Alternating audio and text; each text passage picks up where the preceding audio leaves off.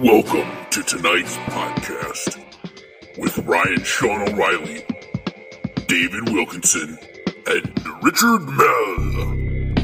This is There Is No Deodorant in Outer Space.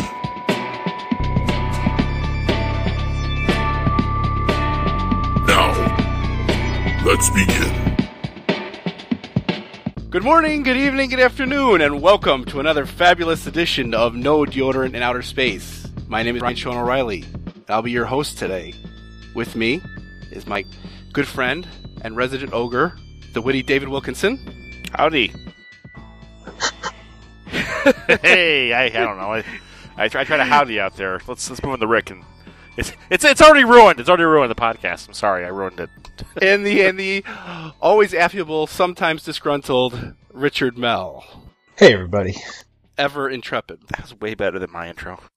Gentlemen, what can I say? This is episode number 12 of NDIOS, which means we will have completed a full year of podcasting without destroying ourselves. I can't believe we made it.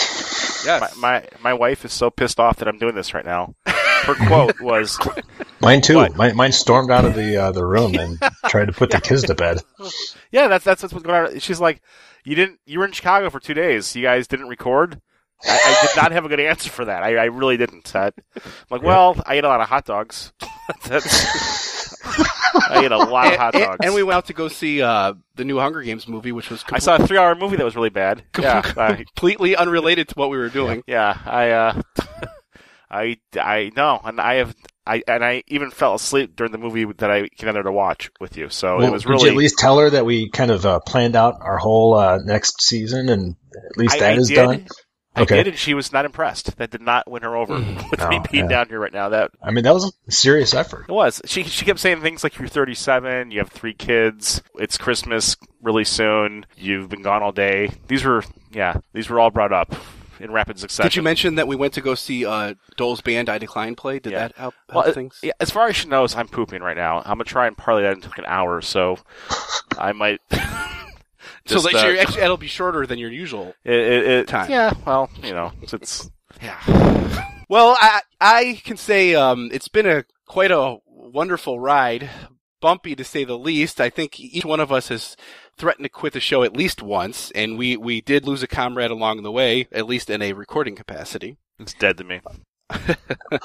But it's been quite a fun experience reading some of these great works of classic and contemporary science fiction, fantasy, horror, and other kind of related genres, and it's been fun, just discovering or rediscovering some of these works with you guys, and I appreciate your guys' participation in this endeavor.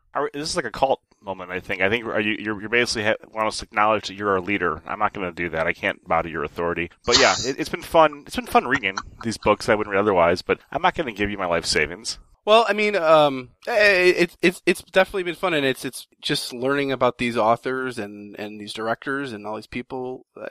It's been a good experience. Do you guys have any particular favorite books that you've read this year that we can maybe, if we have new listeners, that we could recommend to them? The Terry Pratchett one was standout excellent, I thought. That was good. I gave it 5 stars, but I kind of, The Running Man really stuck with me, and I did give it 4 stars. But when I was done reading that, I was just kind of, I don't know, it felt good. It felt good to kind of be introduced to Stephen King like that. I did read a lot of his Bachman short stories, but The Running Man was a lot, longer, and it was kind of inspirational to me. I love The Running Man. I read it when I was a teenager. I think I said that on the show, but yeah, just that ending, that was great. Clockwork Orange. Yeah. Clockwork Orange was also one of my favorites. I've seen the movie 1,000 times, but the book was I liked the book a lot. Yeah, that was a good one. And the Dick one too. No edit there. Oh yeah, no edit in that one. Do androids dream electric sleep? Yeah, I enjoyed that except for the last couple chapters. But yeah, that was a good one. Cool. So other than Going Postal, Ryan, which was your favorite? Children of Men kind of touched me and hit me kind of afterwards. That was a good story. Yeah, I like that one. It's good, really good writing. She's one of the better writers that we had, I think. And the movie was like equally as good, I thought. Yeah, and they changed a lot, but it did, yeah. That was like Clockwork Orange. I felt like it's pretty rare that you have a movie that changes significantly from a book, and yet it stands on its own as like an equal masterpiece. And I mean, maybe Clockwork Orange was changed less, but it still was changed. And I don't know, you don't see that a lot. Most of our movies have been, in my opinion, afterthoughts. I mean, they haven't been that many great movies, but yeah, we had the Kubrick one, which was good, and we had Children of Men, and the director in that one was very good too. I'm trying to think what other great movies we watched that were. I think we panned most of the movies. I mean, I don't like Blade Runner. I liked Starship Troopers. Starship Troopers was one of the rare movies that were like a lot better than the book, I thought. Yeah. I thought it was just hilarious. It was a parody, and it was just kind of very enjoyable for me. Forgot about that one. No, that was the one book I don't think we all were in love with either. Mm-hmm. The book was kind of muddled. I liked it. Well, I saw the movie before the book, and I think that ruined it, and I think the book would have been more enjoyable to me if I had been a lot younger. Because I kept... Yeah. Well, I said my comments during that podcast. I could probably say that about a lot of these books. Yeah. I feel like this is a segue into you telling us that you're going to go on a quest for youth the next year.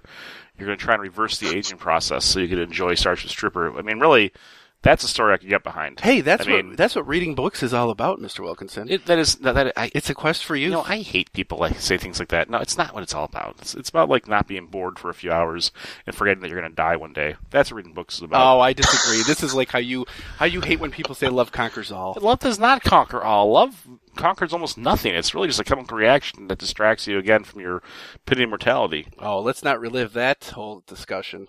And your very angry wife upstairs.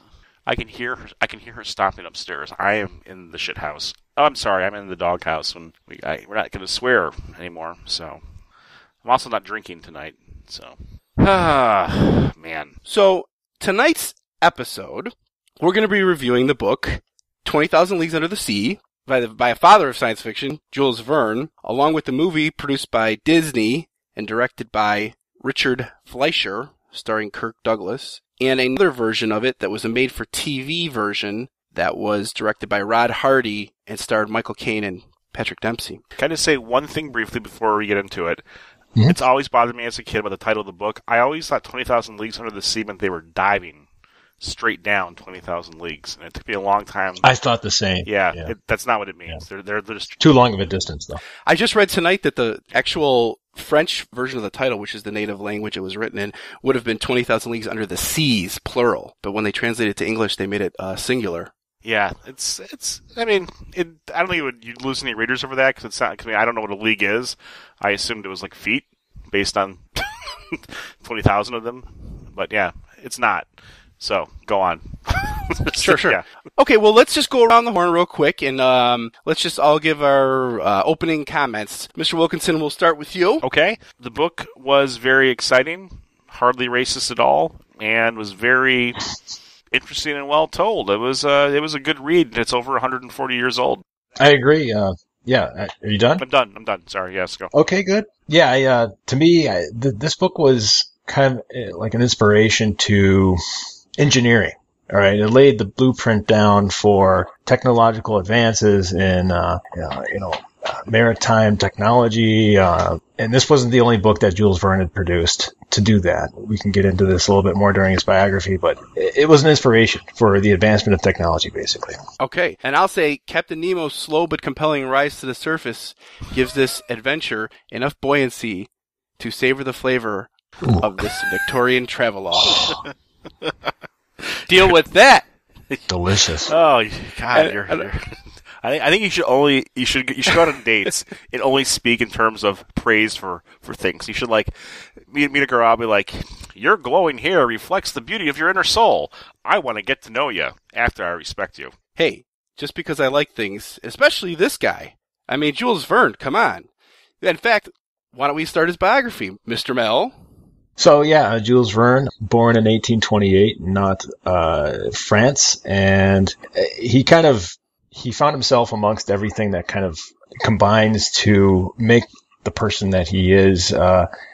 he was very innovative. He found the time to be innovative because he was born to this bourgeois lawyer of a father who was extremely oppressive, wanted him to be a lawyer as well. That element kind of makes him a little bit more creative than usual, almost in defiance of his father. And he actually did go to law school and study for the exams and stuff, right? Did he? Yeah, he went to law school, studied for the exams, and I read that he actually was inspired by Alexander Dumas to get the hell out of law school and start writing. He was friends with Dumas's son. Was he friends with his son? Okay. Yeah, he was. So I think he actually met Alexander Dumas probably a few times. So I thought that was pretty interesting. He started writing plays. He was a playwright for a little bit. He wasn't so successful doing that. It was a politically dynamic environment, okay, and it probably contributed to a lot of his out-of-the-box thinking, especially with him being in the bourgeois classes. It sort of kind of made him almost rebel with his own class, it being so damn boring, and him growing up and being expected to be a lawyer. Yeah, good time to rebel, though. Exactly, yes. I would rebel, too. I would be a poser. I would rebel if I didn't mean it. Right. But okay. And that kind of served as sort of like the dawn of socialism almost. And, what a different way to think, back in the mid-19th century. So there was a lot of kind of innovations going on in France at that time. It was probably at the leading edge of politics and technology at that time. Mm-hmm. The Nautilus was actually a submarine that was created for Napoleon back in 1800, and he based, the submarine off of that craft. Also, and took the name from that, right? Well, yeah, it was the name of the first sub in France was the Nautilus. Nantes was kind of a progressive city. It was the first city to have public transportation, the first city to incorporate, the bus system. So, he saw all these things, and it kind of made him who he was. Very sort of out of the box thinking, very inventive. He's known as the father of science fiction, and his writing is basically hard science fiction, meaning the science is strong in his works. And the interesting thing is that he was not a scientist, and yet he's very, very detailed and often right in the facts that he puts in there. He wasn't a scientist, he was an engineer. You could seriously credit him for being an engineer. But he wasn't not by trade. Not by trade. He studied. That's my point. It's interesting that his writing was so scientific, and yet he didn't have training in that. It's just that shows you how amazing of a person he is. Can I ask a philosophical question? Given the time period he lived in, what constitutes a scientist? The scientific method wasn't even that widely used in the 19th century, but it was there. Well, you had all of those astrological observers. You had like Kepler, right. Newton. Yeah. They were considered scientists back then. Okay. I think the technology with steam and things like that was coming around and getting developed more and more. It was just kind of like the dawn of the new age, the new industrial age, and he was kind of saw. He wasn't doing that by trade. He went to law school, and I think later to get money, he was like a stockbroker, right? So he could have money to get married. So my point is just that he didn't have the science background, but yet he was interested in learning enough that he was able to put this realistic science into his fantasy works. Yeah, well, he was a great reader, and he was a great observer of scientific works. Yeah. Like Newton standing on the giants, to kind of come up with his calculus. Verne studied up on the gravitational equation and figured out at what velocity would it take, an object to be launched at to get to the moon. And he predicted exactly, that's so cool, how fast the thing should be, how far it would travel. That was already established. But, he predicted many of the details that were needed to actually launch a ship to the moon. Yeah. Based on just kind of doing some calculations that he had read in, celestial journals and stuff like that. He was a great observer, and he put it into work. And that's what great engineers do. They create things based on the knowledge that they accumulate. Well, and I think a lot of science, you look at the great scientists, quote unquote, over the last 500 years, there's a component of philosophy, people that are willing to think outside the box to move further ahead than what convention tells them. Your Galileos, your Michelangelos, Da Vinci, not Michelangelo, but all these people were heretics of their age. And you read about it on Verne's bio, and he was anti-war, he was anti-colonialism. He kind of gave the finger to his background and kind of went out on his own, as a playwright to do these different things to make his own way. And I think it's hard right now to revolt against your class to the detriment of your own comfort. And in 1848, it's got to be even harder. I mean, again, people's heads are getting cut off outside your house. It's not like right now where I'm a rebel, but you still have cable TV and you can sit in your ass all day. Well, he certainly was a rebel. I mean, his concept for the Nautilus in the book was for observation. That's what the main objective of the Nautilus was. And this was a time where, there were 20 concepts for submarines, and all of them were conceived for the military. They were all for destroying shit. So he kind of turned that on its head, and he created the Nautilus for 20,000 Leagues Under the Sea for scientific reasons, for observation. Yeah. Well, and I kind of looked at the book, though, where if you learn more about Verne, like the professor and Nemo kind of, they seem to represent the superego and the id, if you will. I mean, there are different components of Verne's psyche, if you really want to get into it. Sure. Because I kind of feel like he likes Nemo. I love Nemo. I mean, and I like the professor. Then you have the two lesser characters. Sure. You have the manservant and the sailor who kind of... Well, let's say those and we get into the book. Are there any other facts about Verne that we need to cover? He wasn't lucky in love. I think it wasn't originally he was in love with his cousin. He wanted to marry his cousin. Right. The one that shot him? Well, no, not that one. He rebuked, his cousin rebuked him, and his family kind of discouraged him, and eventually he just, I think, had his mom set him up with a wife, and he was sort of an estranged father when his only son was born. He was away traveling on the sea and adventures. Do you think that has anything to do with the fact that in the book nobody has any romantic notions outside of the sea? That he felt so lucky in love that when he created this 20,000 Leagues Under the Sea, no one was pining for the love of anyone, not a man or a woman? That's the point, and I think that in a lot of his works, there's not a lot of strong romance. How's that for a segue? The other thing is, he had, I think, an important relationship with his publisher, Pierre Jules Hetzel, who was excited about Verne. Yeah, I mentioned that his cousin shot him. I feel like you're glossing over that. I was going to get to that. That's at the end of his life. Okay, that's at the end. Okay, it was his nephew. Yeah, yeah, nephew. Okay. Yeah, well, yeah. If you want to say it, he was shot. But is his nephew Gaston who shot him? Gaston, yeah, just shot him in the leg, and then as a result of that, Verne had a permanent limp. Did anyone pick up why he shot him? He had met. They said that he was mentally unstable. Yeah, that was the only reason that I saw. Yeah, right. Okay. But he had he had a strong relationship with this Hetzel guy, who was a publisher and was real excited about Verne to take his works and sort of make a family-friendly series to the public. And I think what it was his first thing he published was at the Voyage in a Balloon. And I think Verne said he just wanted to write about Africa. I think that's what that story's about. And so that was the way to travel around Africa. And again, he kind of made Nemo the main character who, for all intents and purposes and descriptions, is not a white man, outsmart all of Western civilization. They, like America, France, all of Europe, they couldn't stop this guy, which, again, I think that is kind of revolutionary given the time it was written. It is kind of an FU. He was written for the people that were oppressed. Yeah. The fact that he wasn't a white man wasn't really made clear in 20,000 Leagues Under the Sea. You get that backstory when you read into one of his other books. I think it was like Mysterious Island. Mysterious Island. Yeah. Yes. Yeah. This publisher Hetzel, actually, when he was first publishing Verne was so happy to be published that Hetzel would give him a lot of notes to change things, and Verne originally just went along with things. And actually, I think he made changes in the 20,000 Leagues Under the Sea, because originally Verne wanted to have Captain Nemo be a Polish revolutionary who was angry with Russia, but there was tenuous relationships between Russia and France at the time. They were allied. Yeah. So Hetzel didn't want to publish it with that kind of a background, and Verne was annoyed with that, so he said, well, then I'm not going to give Captain Nemo a background if you're not going to do the one that I want. And so that's why Captain Nemo doesn't have a lot of backstory in this book. Yeah, he's just sort of man of mystery. Most interesting man in the world. Because he was mad at his publisher about that. Oh. Anything else? Yeah, there was something else, actually, that I want to say. I think as soon as Jules Verne grew his beard, that's when he started thinking out of the box, and that's when he started writing good stuff. Let's talk about beards. That's what I'm getting out of this. Well, I guess, at the end of his life, he did go into politics. He was in the local town council for a number of years and was important and instrumental in doing some changes there. And I think he finally died of diabetes complications, right? I believe so. Yeah, he died of diabetes. Actually, and he had, most of his stories were pretty positive in the early part of his life, and they got a little bit more negative later. But early on, he wrote a book called Paris in the 20th Century that was very prescient.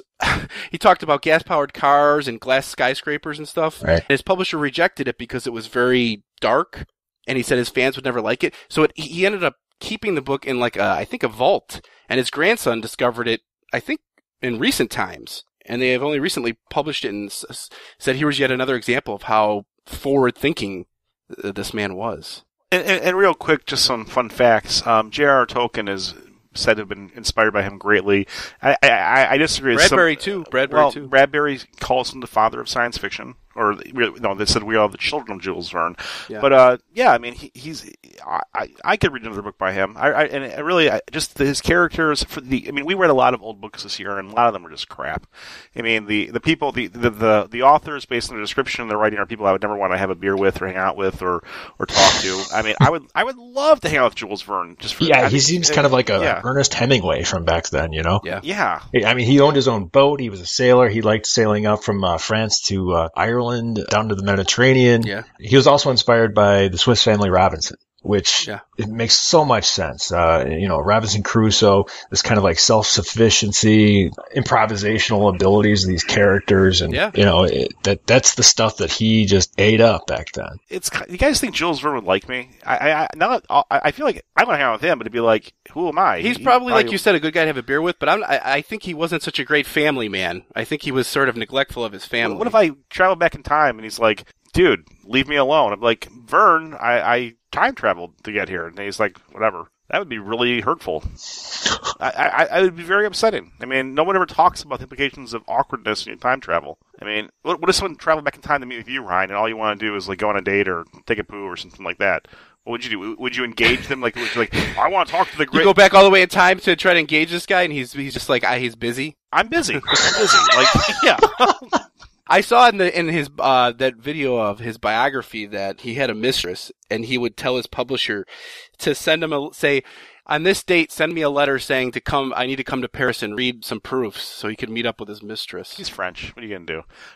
But, yeah, I mean, well, hypothetically, what if somebody traveled back in time to meet with one of you guys, and they wanted, like, a whole night? Like, you're really great. We want to meet you, but I mean, like, yeah. Sorry, it's Tuesday. I don't know. I guess I'd be annoyed if somebody traveled back in time to see me they didn't know. I mean, I've got, like, right now. I mean, like, I've got enough going on. I don't want to deal with some stranger. I mean, that's probably why there's a lot of time traveling. I could probably take a couple of hours, just show him like the local bar. We can go to Ryan's house, watch a couple of movies. Here's the local bar. Do you have that in the past or the future? And introduce them to microwave popcorn. No, they're from the future. They know about that. I'd be a complete jerk. I'd spend my whole time trying to make them not exist so they fade away. I'd be like, smashing butterflies and like, are you still there? I would start making crank calls to people, and I don't know, just like whatever it takes to make them fade away. That'd be actually kind of a fun game. I'm a dick. All right. I know. The last thing I wanted to say about Verne is that at the end of his life, he was sort of annoyed because he wasn't being accepted in literary circles as a great literary author.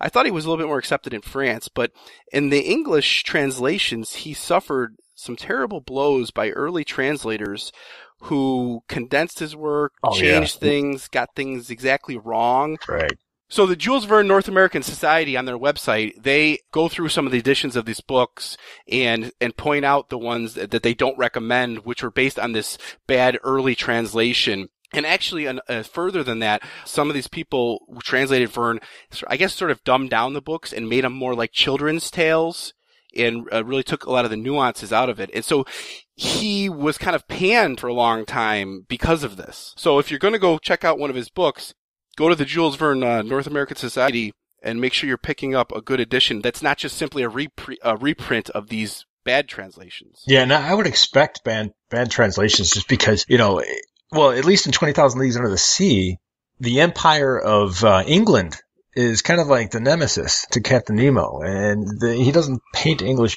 people with the best of lights. Maybe it's a personal thing. When it gets translated, translators they can pretty much do what the hell they want. They're not getting paid very well. And I felt like maybe someone just looked at this and said, "Oh, it's like a fantastical story. This is for children." Yeah. And then they just started editing it that way. I think it's kind of like a case of 1984, and they're trying to rewrite, not in this case history, but they're trying to rewrite, the message of fiction, Yeah. Did he write a book on how to segue from one segment to another? Because we should probably discuss that.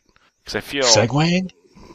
Yeah, like I didn't... Wilk's ready to move on. No, I'm just saying we should try and seamlessly discuss the book. I feel like we've got a lot of opportunities.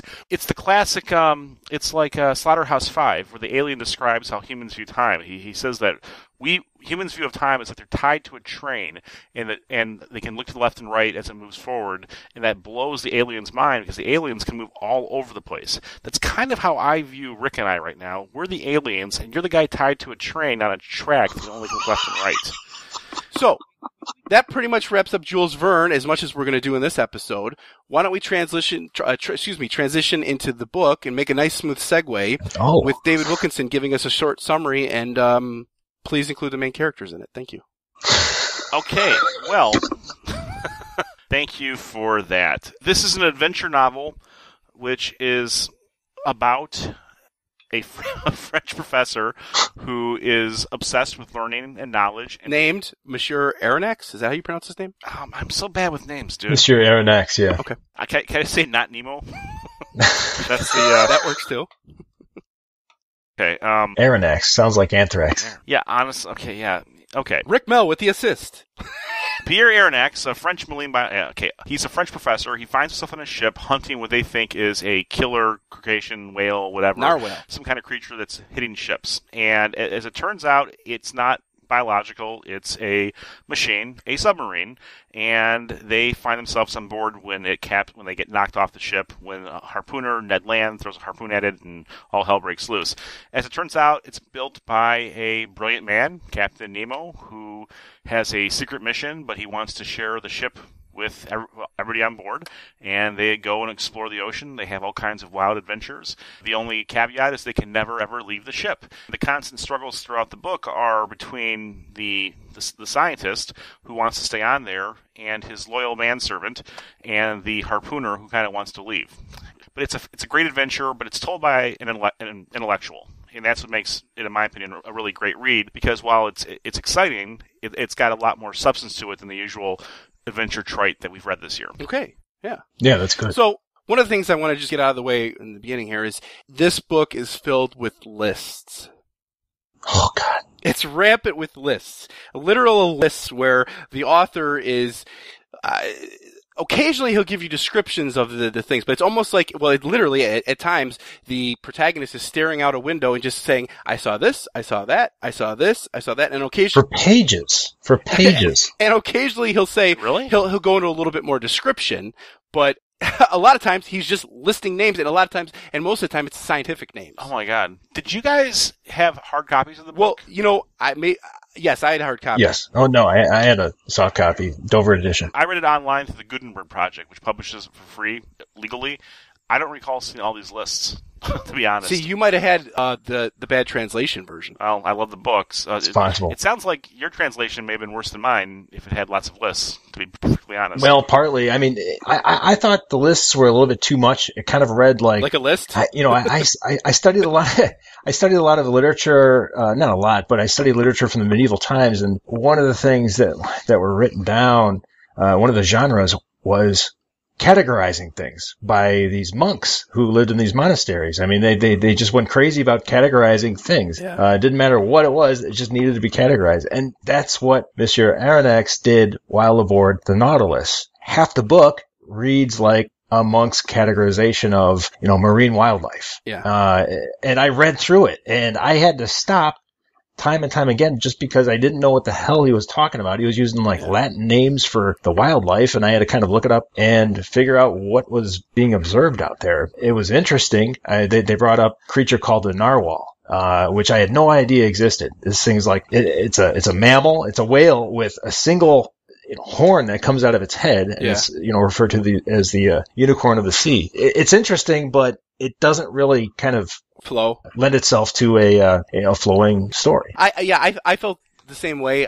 He definitely could have cut down on the list, and the good side was it did inspire me to look up some things, and having the internet and YouTube, I was able to watch some of these videos of an actual nautilus, cuttlefish, and some other interesting, or argonauts, interesting kind of sea creatures that he talked about. But it was too much a lot of times. Oh yeah, I agree. Yeah. That said, I felt like it was true to the genre, being like a sort of travelogue genre, which might have been more in style in that Victorian era. Yeah. But it was onerous to a modern reader, I feel. But I think at the same time it was impressive because it did talk about, giant squid, and they do exist. Yeah. But, these creatures, they were hardly observed when he was writing this book. Yeah. He talked about sperm whales. I forget what he referred to them as, but there's like a scene where, these sperm whales are attacking these other whales, which just doesn't happen as far as what I've, my research took me. But sperm whales, they do swallow up squids. Right. They do not use their teeth. I mean, it would be impossible for a sperm whale to kind of use that jaw that they have to kind of crush anything, really. But he portrayed these fish as like monsters. Yeah, so he didn't always get it right, but yet what he did get right, I mean, he has so much in there. Oh God, yeah. And that in itself is amazing, and he probably had it right for what they knew at the time. Because I know he also got Argonauts right. What he said, the Argonauts were. It's actually an interesting video on YouTube. It's like a little octopus thing that has a shell that it creates out of its own like silk, and they used to believe that these things would travel in these like boats and use their tentacles as masts or something like that. And that's how he described them, but that's not how they use their shells. They actually use them as buoyancy things. They trap air in them, and it allows them to float around in the ocean at a certain depth because of that. And a lot of the story, it kind of read like you were on this tour of the ocean. Yeah. And I think that's one of the reasons why it was so popular. I mean, aside from all of the scientific advancements and all of the, the prescient, designs of the submarine, it was the wildlife and the description of that wildlife that I think sort of held the attention people back then, because they had no idea what was going on under the ocean. Yeah, you feel like you're going on a tour of the ocean that you might not know anything about, and here's your travel guide.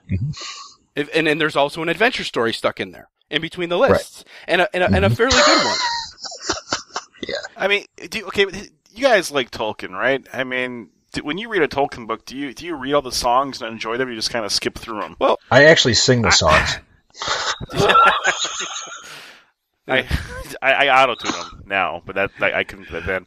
Yeah, I mean, I don't know. I see a list, I see a song, I just don't read it, and it doesn't bother me. I guess I think I read too much. I just read the footnotes. I read everything. I'm used to strange names and strange words being a fantasy reader, and usually that doesn't bother me. And I'm capable of accepting it and moving on and figuring out the meaning later if it's relevant.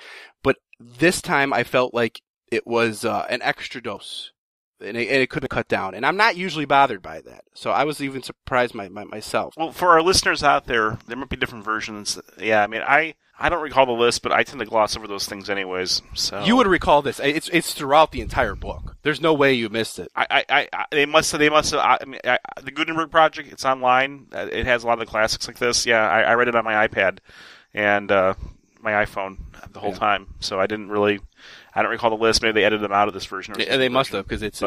Likely, yeah. Okay. Well, Rick was mentioning the technologies. Wilk, what did you think about that? About these various inventions and stuff that were in the book? I think he's got I'm happy to have Rick here because he has the engineering. He's an engineer, and I am not. And I like technology, but I don't profess to know a whole lot about it. Reading this book, I would have thought that submarines had existed for 30 or 40 years, and he was doing a variation on a theme. Researching it afterwards and realizing how it predated the submarines, it kind of blows my mind. And I have to kind of stand on the shoulders of geniuses who understand this stuff, but I mean, this wasn't technology that really existed in its present form, and he predicted quite a lot of things. And I enjoyed the science that he did have. He approaches things with a math and physics background, which I do love. I mean, I read books on math and physics for fun. Did your version go into kind of like the calculation of the mass of the ship or the craft? Yes, and it did. It went into the buoyancy factors and the the pounds per square inch on the boat and all of that. Right away. That was very early on. The pounds. Right. That was like in the first chapter, I think, even too.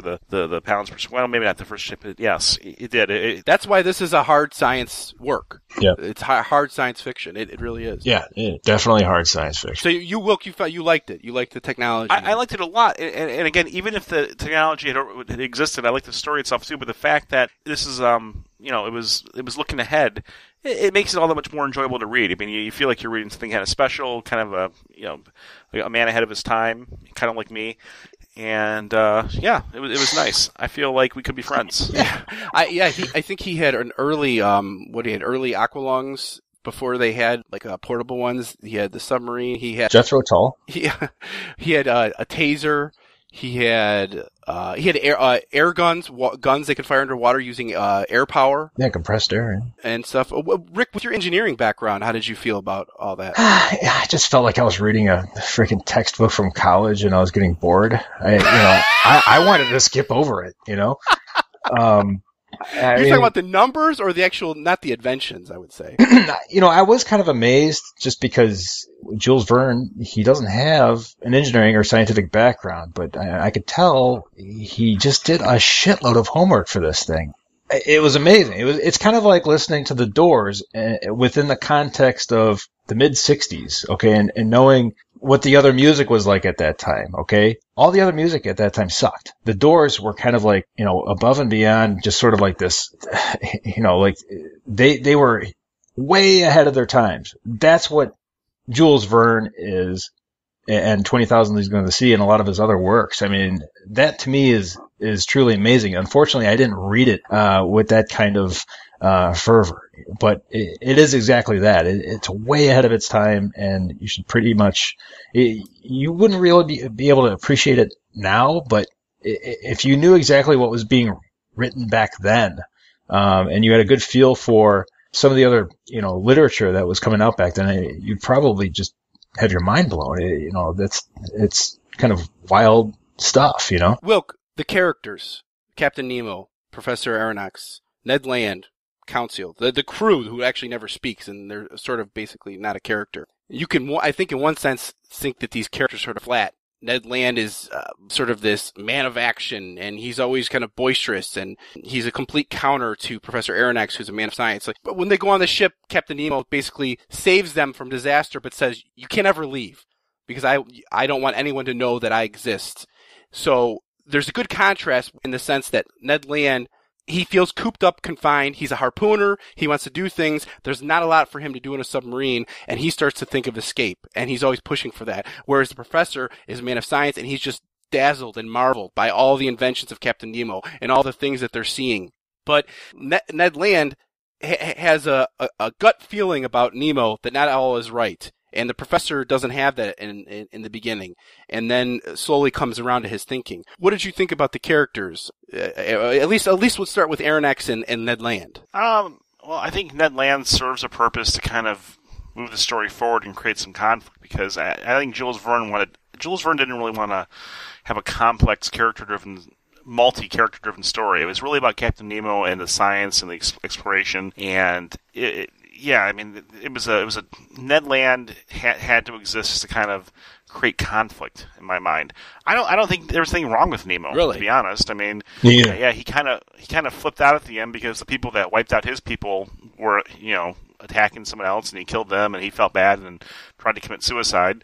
Whatever. Well, he acted out in self-defense with the one boat that he sank at the end of the book, and he felt bad about it. Now, you say that, but right. I feel like in the beginning we're led to see how amazing Nemo is. He's this scientific guy, and you see him doing these things by he runs into an Indian pearl diver and gives him all these pearls that they've collected. He goes and meets with some Grecians and gives them money, I think, for some political movement. And he makes these comments that he's in line with the oppressed people of the world, and he has this mysterious background. But as it progresses, and he also makes some interesting kind of pro-environmental and ecology comments when they prevent Ned Land, the harpooner, from needlessly harpooning some animals, which they think are going to go extinct. But yet, as the story progresses, you see Nemo start to kind of... You see the other side, yeah. Yeah, you see the other side of him, and he sort of... I think one scene where you see that other side it's a scene right after they talk to Ned Land about, killing these whales that are, mostly harmless. All right.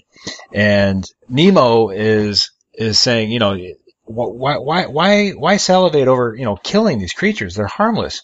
What we should do is kill all these sperm whales. Yeah. They're nothing but a nuisance to the seas.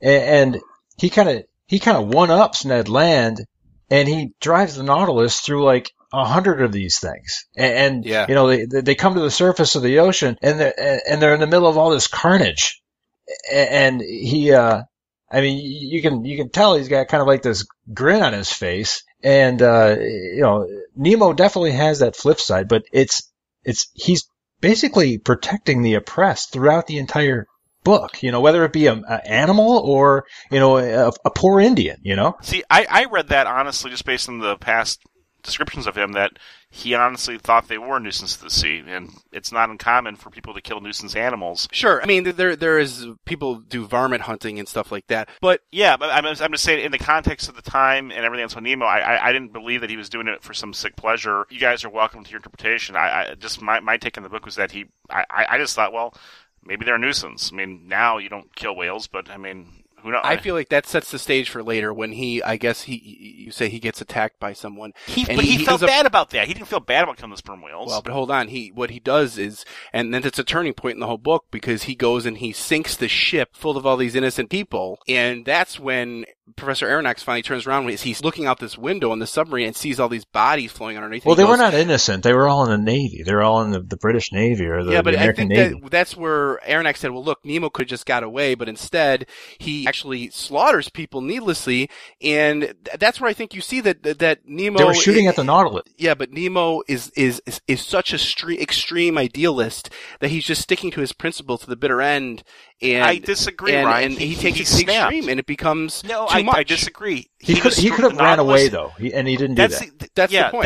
That's the end of the book. It's not the end of their journey. The Nautilus is effectively destroyed after that. He destroys the Nautilus. He steers into a whirlpool, and if you read later works, he abandons that thing. He gave in to temptation there. It wasn't like he's not some guy that's secretly going out and wiping out ships and feeling good about it. He's trying to suppress that part of his nature. I mean, again... Oh, but there's a couple of times when they're on the ship, and Captain Nemo locks everyone up and says, we gotta go do something.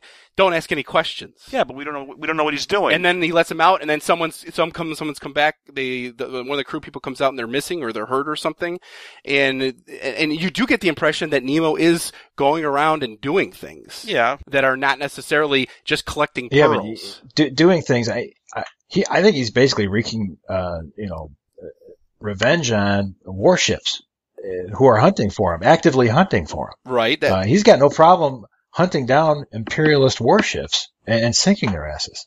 He's fine with that. Given his idealism, that's totally in line. Right, but that's where I think that's where Aronnax comes to the conclusion that even though he's enthralled with Nemo, he thinks, Nemo does take it too far. Bullshit, though, because the last thing that Nemo does is too far even for Nemo. So the things he's doing in secret aren't what's happening at the end of the book.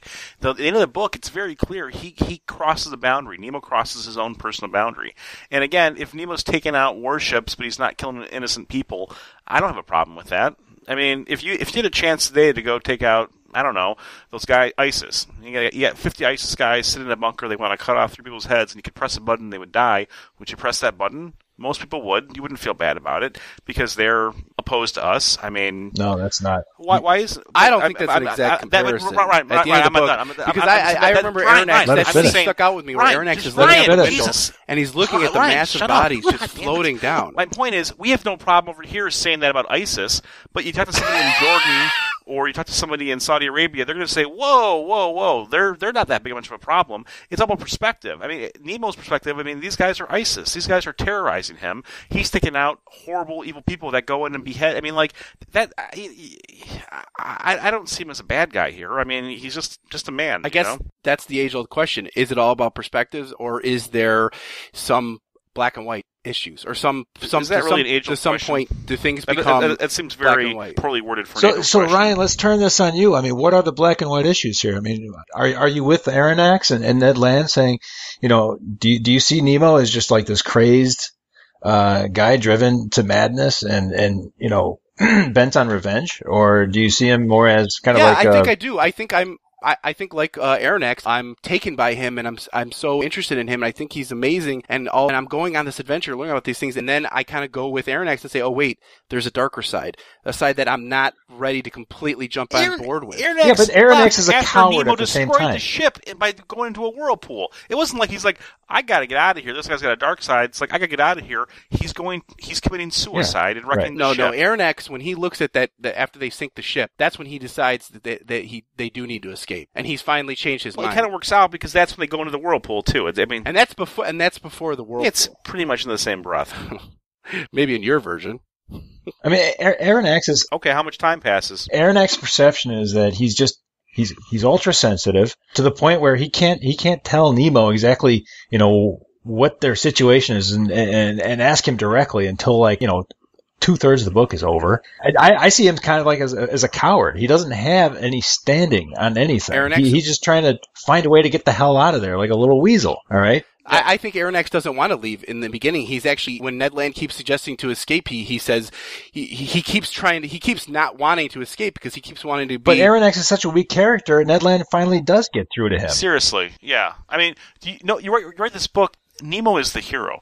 Aaron X is the observer. He's the tourist. He is literally a passenger. No one cares about passengers. You guys don't think that Aaron X has a change of view about Nemo by the end? You don't think that Aaron X has one view of Nemo in the beginning, and then at the end he changes his mind? Yeah, I think that question has nothing to do with what we were just talking about. But yeah, well, it does. I think it because does. You think it does because you asked it. Do you think that Nemo is not relevant to what you're saying. Has a darker side? Yeah. His views on Nemo change. You brilliant scholar. But yeah, that's the whole point. His views change. He's still a passenger. The book's about Nemo. Aaron X doesn't really do anything except ride on a ship that he thought was a whale. Okay? Nemo is the most charismatic character. I'll give you that. He definitely is the most charismatic character. Well, I'm glad you'll give me that, but he's also that's obvious. He's you also scholar. The everything in the book. Or should I say scoundrel? Or scoundrel, yeah. Or scallywag, since we're doing a sea tail. Yeah, I don't know. I mean, so let's move on to the movie. Okay, so which one? Okay. All right, let's move on to the movie 20,000 Leagues Under the Sea, which was produced by Walt Disney and starred Kirk Douglas, among others. The director of this was Richard Fleischer. Wilk, why don't you just tell us a little bit about him very quickly, the director who took on this? Very quickly, okay. He was the son of a very famous animator whose name was also Fleischer. His dad invented Betty Boop, had a studio that was, on par with Disney for a while, but Disney was Disney. So it was kind of a big deal when Disney came to him to make the movie, but Fleischer had an experience, big break, making... Right? Yeah, it was a huge break, and I think he told Walt Disney said, we want you to direct this movie, and he said, well, I gotta go ask my dad, since you and my dad were big competitors. And his dad actually gave his blessing to do the movie. I kind of perceived him as sort of cowardly because he would kind of bend over backwards for everybody and kind of eat all these B movies and just say, okay, so when am I going to get this A-list movie? Come on, guys. I kind of agree with Rick there because this was a huge movie when it came out, but his movies after this were kind of varied. I mean, I don't know. Well, he had Fantastic Voyage and Dr. Dolittle. I guess he had some pretty big movies here, but he did Conan the Destroyer, right? And Conan the Barbarian and Red Sonja. He did 3 movies with Schwarzenegger. Wow. And Soylent Green. With Charlton Heston. Did he do Conan? I'm sorry. Did he do? No, not that. Conan the Barbarian is someone else. Yeah, it's not who you think it is. You always think it's someone different. Yeah, it's not him either. Yeah. So, Rick, why don't you give us a quick synopsis of the Disney movie and just how is it different than the book? Just real quick. Sure. Yeah, the Disney movie put a lot more focus on Kirk Douglas's character, Ned Land, and he was like in the story.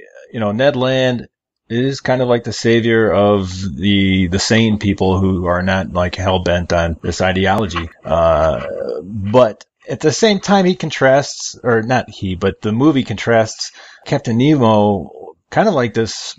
He's a little bit more crazy in the movie, I think. He's more vengeful and he's got kind of like this intense quiet to him. Okay. And it's just kind of exacerbated in the movie, in the Disney movie. And he's kind of he's almost portrayed as the villain, which I did not read him like that, in Jules Verne's book. He was more of he embodied what Jules Verne had tons of respect for. And it was sort of like this, improvisational, creative, self-reliant human being who chose to live life the way he wanted to live it. Plus, there's a seal named Esmeralda. That was a nice touch, nice Disney touch. The seal who was kind of domesticated, and a sea shanty called the Whale of a Tale. Yes, and you can bring in all little details, but to me, that's the essence of the difference. All right. Well, is that essentially what you wanted to say? Yeah, it's short and sweet, just like you wanted. All right. Cool. I mean, the movie it had a certain style about it, old-timey, like before people watched TV on cable or had home theaters.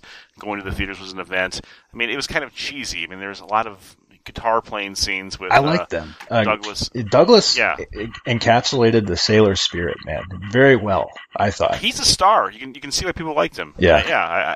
and he was like 38 when they made the movie, and he's still alive right now. But what about the casting of Captain Nemo with James Mason? I think I've read that a lot of people say he was the perfect Nemo. I agree with it. I liked him. I thought he was an excellent Nemo. Do you? I don't know. No? Who could have been better? I would kind of like, oh God, who is the guy in Traffic? Benicio del Toro. That's who I picture as Nemo. You know, just someone like that. Someone a little bit more badass. I like that. Yeah. A little bit stronger, smart, but he could kill you. Kind of look. The Nemo there looked too portly and too professor-like. Didn't have enough edge for me. But again, he was English too. 1954. Yeah. So, yeah, I wouldn't mind seeing someone. I don't know. I thought he portrayed a very conflicted character. Like how I read the book. Yeah, Nemo didn't seem conflicted to me. He seemed very self-assured until he broke his own. Okay. I'm a big comic fan, especially Batman. Batman's got that one rule that he can't break, as they say for the movie, but it's established in the Batman lore. He can't kill anyone. That's what makes Batman Batman. It's like he has to work around that one rule that he imposes upon himself. He's basically Catholic. He has a made-up rule that he has to follow, and that's the same thing with Nemo. You can tell Nemo broke the Batman rule when he killed people that he shouldn't have killed, and that's why he had to do. That's why he basically had to end everything at the end. But up until that point, he had no doubt in anything that he did, and that's what kind of made him. I don't know. I liked him. I think he was very Batman-esque. This film was the second highest-grossing film of that year. Mm-hmm. It was huge. It was absolutely huge, and this was also put out by Buena Vista, who I think, Rick, is it Buena Vista who put out Something Wicked This Way Comes? They did, yeah. That was the fifth Buena Vista movie that they put out, was 20,000 Leagues. I don't know what the previous ones were, but yeah. And this is like an early film where Walt Disney, who was still around at the time, decided he wanted to not just do animations and go into actual, live action movies. Yeah, and I could see it being a financial pitfall for the movie. I mean, I think they had, but it wasn't 400 people on a set for one of those scenes. I think it was like the squid scene. Oh yeah, yeah, and they had to redo the scene because the waters were too calm. They wanted more action and more waves and more excitement. And just imagine how difficult that would be to shoot. And wasn't this one of the first or one of the early movies where they actually had underwater footage? I think that was like a big deal. That they had actual underwater cameras. Yeah, they had great footage of sharks and big sharks too. Oh my God! Yeah, I liked the movie. Great production. And I think that the Nautilus that they created for the movie, it was a very cool design. And I remember going to the ride in Disney World when I was younger and taking the 20,000 Leagues ride and going under the water and stuff. It's not there anymore, but I think it's still in some of the other Disney Worlds. It's in Paris or the French Disney World. Yeah. Yeah. So I liked the movie. I don't know. I thought it was well. Any other comments about this movie? Or is that good for you guys? I enjoyed. I thought the special effects actually held up in a lot of areas. It was kind of fun to watch. I mean, I did like the movie. I loved the book. Liked the movie. It's pretty common tale in the show, I think. Okay. Yeah, and the movie kind of shifted the perspective from Aaron X quite significantly, I thought. Aaron X in the Disney movie was kind of like, he just sort of blended in the background, which is accurate, but a lot of his perception was taken out of it, which is fine with me because Aaron X is just kind of like this bump on a log, Yeah. I think about it just from a cinematic standpoint. We come at this from the literature standpoint, but almost none of my favorite movies that I just appreciate as movies are based on books. And I think you lose a little bit of something when you try and take someone's art and change it into something else. That's why the movies that we've really liked have modified the art greatly into a direction the director feels comfortable with. But what we're looking at here ultimately is you're looking at turning something that's art into a commercial. And that's what changing a book into a movie usually is. You get a studio involved, and they just basically poop all over it, and then you get your I Am Legend movies and things like that. And so that really is the lesson here. I mean, I don't know. We should do some reverse engineering and try and find some great movies that were based on books. And we have done that, but there's always startling. The big distinction there is there's usually a great director, and this is not a great director, but he's a good director, and it was a good movie. Mm-hmm. Okay. Well, then we also watched. If you guys got nothing else, we'll move on to the made-for-TV movie 20,000 Leagues Under the Sea, which starred Michael Caine and was it McDreamy, Patrick Dempsey? Patrick Dempsey, yes. Yeah, fun fact, Michael Caine was asked famously once, why did you star in Jaws 3? And he said, because they paid me. He's also said that he chooses his movies based on the locations where they're going to shoot. And the pay. He does. I mean, and really, he had a bit of he needed money for some reason. Mindful of leisure time, yeah. Well, Jude Law is in a very similar situation to Michael Caine, where he has a lot of kids and he got divorced and he needs money. And which is really sad is the John Cleese is touring right now, doing a stand-up comedy tour of the book because he has to pay alimony for the rest of his life because he just got divorced. So apparently the English system, when you get divorced, you're paying a lot of money forever. Cleaned out. I mean, it's not. Yeah, I mean, like it's not like you divide your property up. You're paying tons and tons. These are three, anyways. So that's why Michael Caine was in this movie, I'm guessing, because they paid him. Rod Hardy, nothing bad to say about him. He's clearly trusted with a lot of interesting projects, but he hasn't really risen above TV. He's done adaptations of a few classics. There's not a lot of information about him, but I've seen a few of these things on here. Some of the TV shows I've watched. I mean, he's done things as recently as Supernatural or The Mentalist, which aren't really my cup of tea. He did Battlestar Galactica, which was a pretty good series, the recent ones. But it's like he's not quite A-list. Yeah, and the X-Files, too. Yeah, he's not quite A-list, but he probably has a way nicer house than all of us. So, I mean, and he seems very competent. He's Australian, right? He's from Australia? He's from Melbourne. Yeah. Yeah, he's been around for a long time. He seems like a working director, for lack of a better word.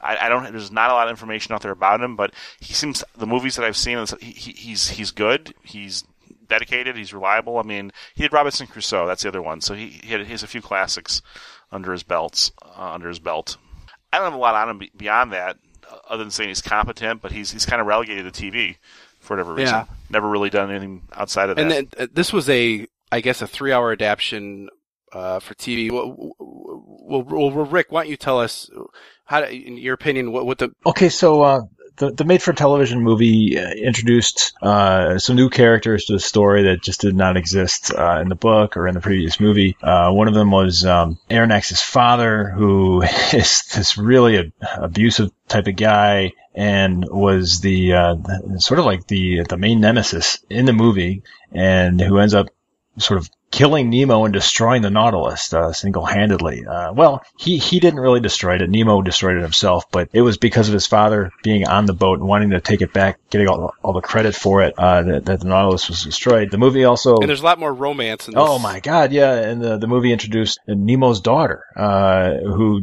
doesn't exist, but, was just added to kind of create a little bit of flair and flavor, just because, the presence of Patrick Dempsey just had to have, the proper counterpart, which was played by, the girl who was Ferris Bueller's girlfriend. Oh, God. And then, the Indian that they picked up, they actually pick up the Indian diver, and it happens to be this foreign girl, and she falls in love with Aronnax's assistant, not quite assistant, more of like a associate. Counterpart.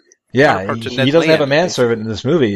He just befriends, I think he was a free slave, and he goes down the Nautilus with Aronnax, and the movie just kind of tries to incorporate a lot of, the female element, African American element, and it just kind of stretches to please everybody, basically, which, I'm sure it made people happy, but, to the diehards, I'm sure it pissed them off, Because there's so much added. I felt like Michael Caine was a good actor. I felt like his read on Nemo was a bit stilted. I think he was trying to make Nemo awkward, being this guy who's removed from civilization, but I preferred the other Nemo. Yeah, me too, yeah. Any other comments about this version? It's crap. Yeah, I didn't enjoy it. Yeah. Based on the original. I mean, it's not a bad thing to watch on a treadmill for an hour, which I did.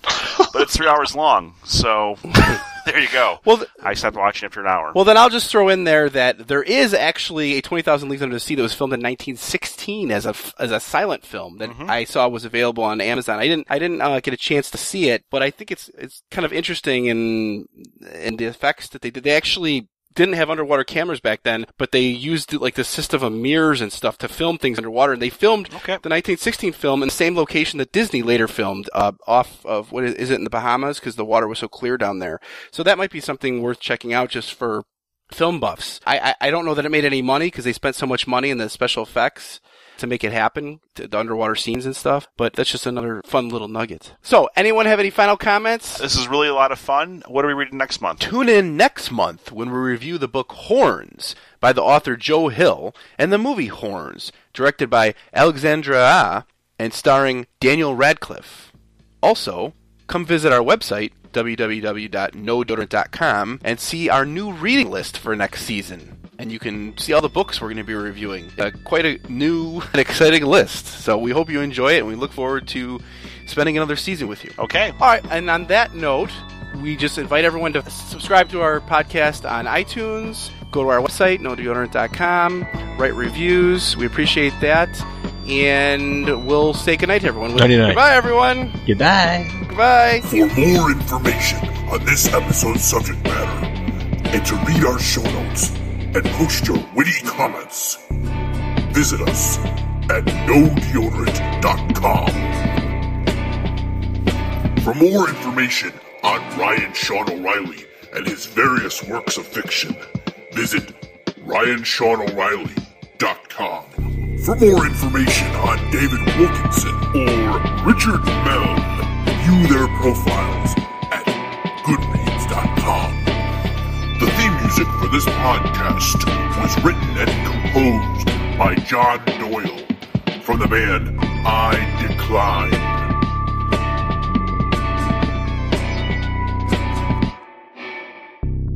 Thank you for listening to our podcast.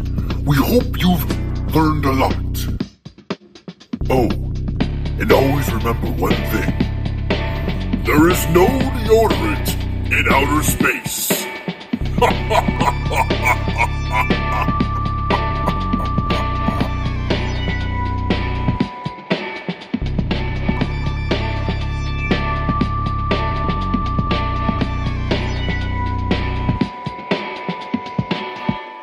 Well, one of us, Rick, has the ear pad ripped off their headset, and it's not me. Is it me? Yeah. Remember? You were here last weekend, I said, what happened? And you said, oh, that happened a while ago. Yeah, no, I am, Very unprofessional. Okay, I know. Yeah, Wilk, I think you have a little bit more bleed-through because of that missing pad. Maybe, yeah.